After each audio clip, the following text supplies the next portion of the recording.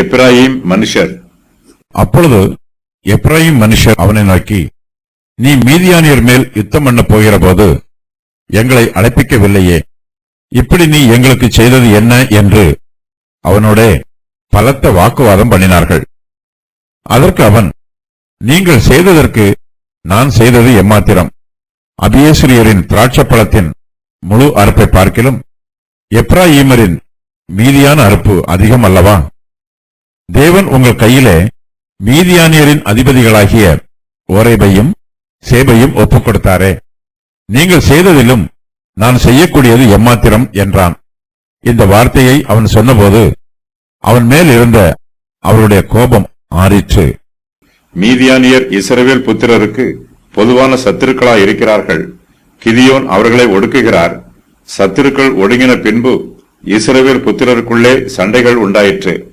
எப்பிராயீம் மனுஷர் மீதியானியரின் 2 அதிபதிகளாகிய ஓரேபையும் சேபையும் பிடித்து கிதியோனிடத்திற்கு கொண்டு வருகிறார்கள்.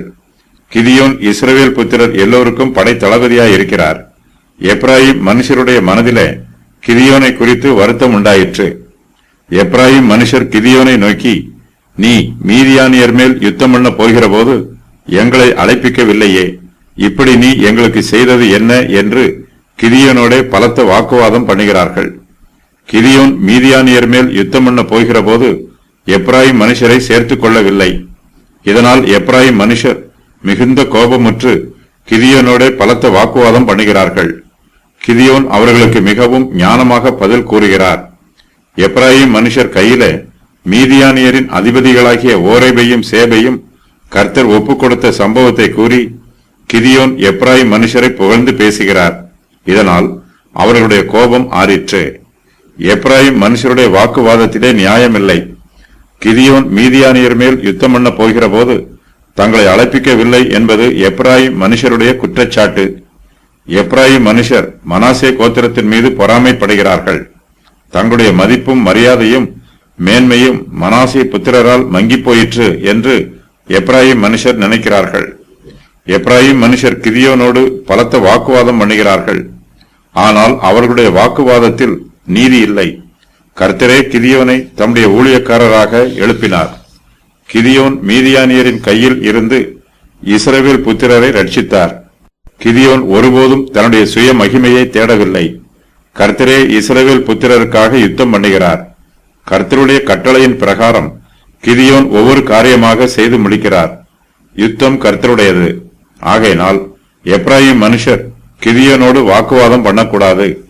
எப்பிராயீம் மனுஷர் வாக்குவாதம் பண்ண விரும்பினால் கிதியோனை எழுப்பின கர்த்தரோடு வாக்குவாதம் பண்ண வேண்டும். கர்த்தருடைய சித்தத்திற்கும் திட்டத்திற்கும் விரோதமாக எந்த மனுஷனாலும் எதிர்த்து நின்று வழக்காடவும் முடியாது, வாக்குவாதம் பண்ணவும் முடியாது.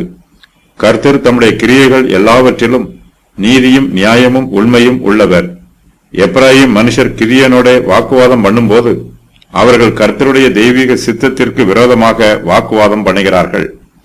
கிதியோன் மீதியானியருக்கு விரோதமாக யுத்தம் பண்ண போன போது எப்பிராயீம் மனுஷர் தாங்களாகவே கிதியோனோடு சேர்ந்து கொள்ளவில்லை. மீதியானியருக்கு விரோதமாக யுத்தம் பண்ண எப்பிராயீமர் தங்களை அர்ப்பணிக்கவில்லை. மீதியானியரால் கிதியோனின் சேனைக்கு விரோதமாக எதிர்த்து நின்று யுத்தம் பண்ண முடியவில்லை. அவர்கள் கிதியோனின் சேனைக்கு முன்பாக தோற்று ஓடிப் போகிறார்கள்.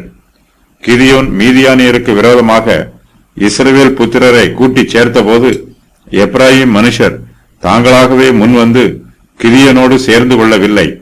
கிதியோன் தங்களை அழைக்க வேண்டும் என்று எப்பிராயீம் மனுஷர் எதிர்பார்க்க கூடாது. இப்போது யுத்தம் முடிந்துவிட்டது. மீதியானியர் தோற்று ஓடிப் போகிறார்கள். கிதியோன் எப்பிராயீம் மலைகள் எங்கும் ஆட்களை அனுப்பி மீதியானியருக்கு விரோதமாக இறங்குமாறு சொல்லுகிறார். அதன் பின்பே எப்பிராயீம் மனுஷர் மீதியானியரின் 2 அதிபதிகளை பிடிக்க வருகிறார்கள். கோழைகள் யுத்தத்திற்கு முந்தி போக மாட்டார்கள்.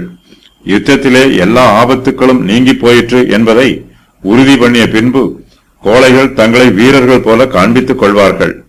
அது வரையிலும் பொறுமையோடு காத்திருப்பார்கள். எப்பிராயீம் மனுஷர் தங்களுடைய சுயநலத்திற்கு முக்கியத்துவம் கொடுக்கிறார்கள். ஆபத்து அருகாமையில் இருக்கும்போது இவர்கள் கிதியோனோடு துணிந்து சேரவில்லை. எப்பிராயீம் மனுஷர் கிதியோனோட பலத்த வாக்குவாதம் பண்ணுகிறார்கள். கிதியோன் அவர்களுக்கு மென்மையான பிரதியுத்தரம் சொல்லுகிறார். தன்னுடைய கிரியைகளை அவர்களிடத்தில் நியாயப்படுத்துகிறார். அவர்களை சமாதானப்படுத்துகிறார். அவர்களுடைய கோபத்தை ஆற்றும் வண்ணமாய் ஞானத்தோடு பேசுகிறார். கிதியோனுடைய வார்த்தையில் விவேகமும் ஞானமும் பொறுமையும் இருக்கிறது. கிதியோன் எப்ராயிம் மனுஷரிடத்தில் மிகுந்த பொறுமையோடு பேசுகிறார். கிதியோனுக்கு மீதியானியர் மீது கிடைத்த வெற்றியை விட எப்ராயிம் மனுஷருடைய கோபத்தை ஆற்றியதே மிகப்பெரிய வெற்றியாக இருக்கிறது. இந்த வெற்றி கிதியோனுடைய சாந்த குணத்தினால் உண்டாயிற்று. கிதியோன் மீதியானியருக்கு விரோதமாக துணிந்து யுத்தம் பண்ணினார். இரவு வேளையிலே அவர்களுடைய பாளையத்திற்கே போனார். ஆனாலும் கிதியோன் தன்னுடைய வீரதீர செயல்களை பெருமைப்படுத்தாமல் எப்ராயிம் மனுஷருடைய செயல்களை மேன்மைப்படுத்துகிறார். கிதியோன் எப்ராயிம் மனுஷரிடத்தில், நீங்கள் செய்ததற்கு நான் செய்தது எம்மாத்திரம்? அபியேசிரியரின் திராட்சப்பழத்தின் முழு அறுப்பை பார்க்கிலும் எப்ராயிமரின் மீதியான அறுப்பு அதிகம் அல்லவா என்று சொல்லுகிறார். கிதியோன் எப்ராயிம் மனுஷரை நோக்கி, அபியேசிரியரின் திராட்சப்பழத்தின் முழு அறுப்பை பார்க்கிலும் எப்ராயிமரின் மீதியான அறுப்பு அதிகம் அல்லவா என்று சொல்லுகிறார். பொதுவாக திராட்சப்பழத்தின் முழு அறுப்பு அதிகமாக இருக்கும், மீதியான அறுப்பு குறைவாக இருக்கும். கிதியோன் இங்கு முழு அறுப்பை பார்க்கிலும் மீதியான அறுப்பு அதிகம் என்று கூறுகிறார். யுத்தத்தில் தனக்கு கிடைத்த வெற்றியை விட எப்ராயிமருக்கு கிடைத்த வெற்றி அதிகம் என்று கூறுகிறார். கிதியோன் அபியேசிரியரின் புத்திரன். எப்ராயிம் மனுஷர் தப்பி ஓடின மீதியானியரை பிடிக்கிறார்கள். அபியேசிரியர் கிதியானோடு கூட இருந்து மீதியானியருக்கு விரோதமாக யுத்தம் பண்ணினார்கள். அபியேசிரியரின் கிரியைகள் திராட்சப்பழத்தின் முழு அறுப்பு போல இருக்கிறது. எப்ராயிம் மனுஷரோ தப்பி ஓடின மீதியானியரை பிடிக்கிறார்கள். இவர்களுடைய கிரியைகள் திராட்சப்பழத்தின் மீதியான அறுப்பை போல இருக்கிறது. முழு அறுப்பை விட மீதியான அறுப்பை அதிகம் என்று கிதியோன் சொல்லுகிறார். எப்ராயிம் மனுஷர் இஸ்ரவேல் தேசத்திற்கு மிகப்பெரிய சேவை செய்திருக்கிறார்கள் என்று சொல்லி கிதியோன் அவர்களை புகழ்ந்து பேசுகிறார். எப்ராயிம் மனுஷர் ஆரம்பத்திலேயே தன்னோடு வரவில்லை என்பதற்காக கிதியோன் அவர்களை குறை சொல்லவில்லை. தேவன் உங்கள் கையிலே மீதியானியரின் அதிபதிகளாகிய ஓரேபையும் சேபையும் ஒப்புக் கொடுத்தாரே, நீங்கள் செய்ததிலும் நான் செய்யக்கூடியது எம்மாத்திரம் என்று கிதியோன் எப்ராயிம் மனுஷரை புகழ்ந்து பேசுகிறார்.